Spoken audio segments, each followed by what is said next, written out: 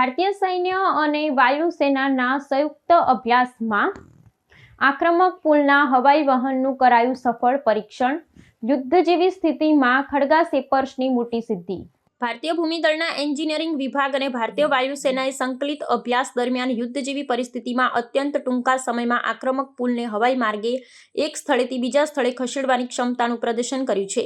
આ કવાયત પશ્ચિમ કમાન હેઠળના વ્યૂહાત્મક વિસ્તારોમાં યોજવામાં આવી હતી, જેમાં ભારે ક્ષમતા ધરાવતા લશ્કરી વિમાનો અને હેલિકોપ્ટરોનો ઉપયોગ કરી પુલના ભાગોનું પરિવહન કરવામાં આવ્યું હતું. આ તકનીકી પરીક્ષણનો મુખ્ય હેતુ શત્રુના પ્રદેશમાં અથવા જળપ્લાવિત વિસ્તારમાં સૈન્યની ટેન્કો અને બખ્તરબંધ વાહનોની અવરજવર માટે ત્વરિત માર્ગ ઉપલબ્ધ કરાવવાનો છે.